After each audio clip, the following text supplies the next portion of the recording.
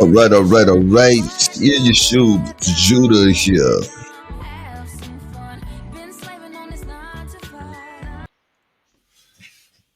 Shalom. This is Shia Yeshub Judah, and we are going to get into a little bit of Michael Irvin talk. All right, this is what we're about to get into. Why? Because we need to. We need to get into this Michael Irvin talk because of the time that we live in. And one might ask, man, why are you talking about Michael Irvin? Before I sum this all up, you're going to understand why I'm talking about Michael Irvin. Because what's happening to Michael Irvin is going to be the exact same thing that's going to happen to all of us at some particular point. We're seeing the beast power rise up, take full control, taking the control from the people, and all of the control is going to the power, or should I say to the wizard. Anybody ever wonder what the wizard looked like? I often wonder what the wizard looked like. I'm looking for the wizard. When I find the wizard, I'm going to expose the wizard. But until I can find the wizard to expose him who he is, we're going to talk about the tricks that the wizard used to make this land that we live in a hazard. Michael Irvin. What we have on the screen here is a picture of 1996 Michael Irvin making a grand jury appearance on a drug case while wearing a full-length mink coat and sunglasses. Came to symbolize the arrogance and swagger and craziness that surrounded the great Cowboy teams of the 90s. Anybody old enough to remember that Cowboy team was different.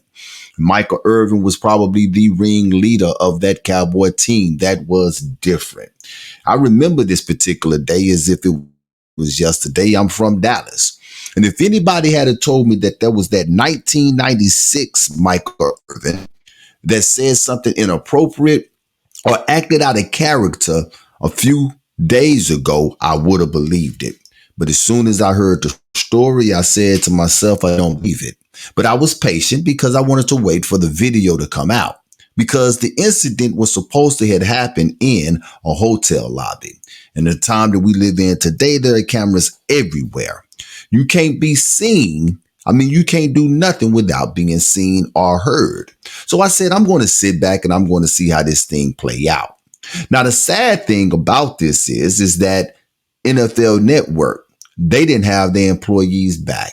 As soon as this person made the allegations, they hurry up and took them off of the Super Bowl. This is this man's livelihood. And it's a shame that we live in a time where people celebrate the downfall of people. What was the investigation, NFL Network? But we're going to leave you over there because the Marriott, who owns the Renaissance Hotel, they banned Michael Irvin as well from being able to come to their hotels. Now, I don't understand this. Neither one of them conducted any formal investigation to see if what this lady is saying is true. You know when Michael Irvin found out about it? When he got the phone call that told him, hey, you off the Super Bowl job. He had known nothing about it. Now you tell me, how is that right? Where's the right in that at all? That these corporations are so afraid of public opinion that a proper investigation cannot even be handled before a man is accused as being guilty. So $100 million lawsuit, I believe that is warranted. Why? Because this is his livelihood. This is how he feed himself and his family. And we already know how the media is. As soon as it happened, they start bringing up all the past that the man done did in the past, everything that he done did in the past. They already bringing it up. I seen one article talking about Michael Irvin, inappropriately. And the question is he married? Where's the proof? Where is the proof? In this article that I have over here, it says Michael Irvin sues Marriott accuser for $100 million, as he should. The Dallas Cowboy Hall of Fame receiver Michael Irvin is out a $100 million woman who accused him of misconduct in the Marriott Hotel where the interaction occurred. The accusation caused Michael Irvin to be removed from the NFL Network Super Bowl coverage. Claims he's being railroaded by false accusations that could threaten his broadcasting career. And it could. The lawsuit was filed on Thursday afternoon and obtained by TMZ Sports. Irvin alleges in the claim that the hotel set out to make him the latest victim of cancel culture over something that never happened. Irvin's attorney said this to TMZ Sport. It is clear Michael is the latest victim of our cancel culture, where all it takes is an accusation to ruin a person's life. Michael looked forward to clearing his name in court and hoped the court of public opinion will see the truth come out as well. Marriott, who owns the Renaissance Hotel, has yet to respond to the lawsuit from Irvin publicly. Where is the due process at in this thing, man?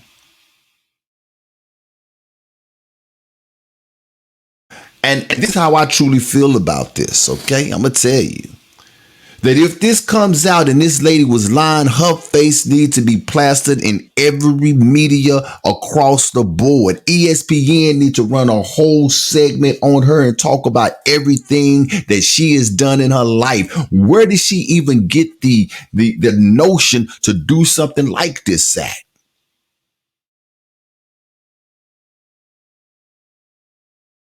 It's sad that we live in a time that a man's whole career could be just taken away from him because of what somebody else says. Where's the lawyer in that work? This is what I got to ask. Where is it at? Now, I'm proud of myself because I ain't gonna lie. I'm kind of passionate about Michael Irvin, right? I done seen the playmaker make a lot of great plays. And on his very last play in the NFL, it was in October. We was playing Philadelphia. I missed the game as far as being able to see it, but I was listening to it on the radio. When he had hurt himself, when he hurt his neck, and he never took the field again. So I didn't even get to see the playmaker's last game. But this is not coming out of a place of being a fan. This is coming out of a place of being real and understanding. This is coming out of common sense here. This is not the same Michael Irvin that went to court in a Lynx mink coat. This is a grown man that has matured and have way more to lose, who has worked hard to rebuild his image. Now, before I get out of here, we're going to see this video, okay? This is the first video, and I'm sure that there are going to be more videos to come. But this is the first video that has came out. And it's going to be hard to hear anything that he has to say in this video, okay? But just watch the video and watch the people behind him. Watch at the very end of the video when Michael Irvin finished talking, and then listen real closely. You're going to hear somebody say amen. Here we go.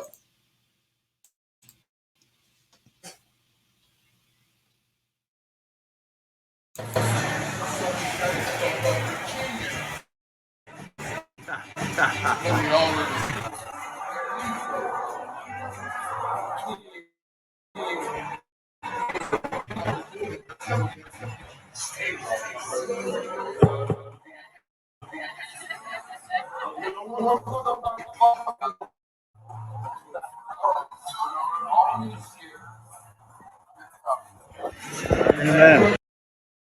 He turned around and he raised a glass to the guy who posted the video on his Twitter account. And he said, hey, I'm at the bar chilling with the great Hall of Fame, number 88, Michael Irvin. I'm paraphrasing this. Super Bowl winner Michael Irvin. I'm paraphrasing, but it was something like that. But did you hear him say amen? Did you hear the young lady drop a couple of F-bombs? That I did hear. But I don't believe that Michael Irvin said anything that was offensive. You got to think, this is a room full of people, right? You got a guy sitting over to the right with his arms folded. You got this guy sitting right here that posted it. Then you got the two ladies that's sitting in the back. So what it seemed like to Shia Yashub Judah is a case of the Karen. That's what it seemed like. Now, if Michael Irvin is guilty, Michael Irvin deserves to be punished. But you can't bring punishment down until the matter has been resolved. The matter has not been resolved. Let the evidence speak for itself.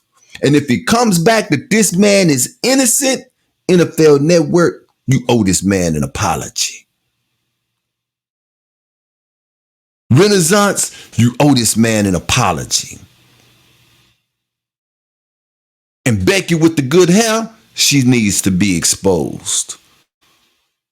And the reason why I felt that this was necessary because people are not understanding that we're moving into a government, into a society where we're going to be governed a lot like China, where you're not going to be able to say anything or do anything.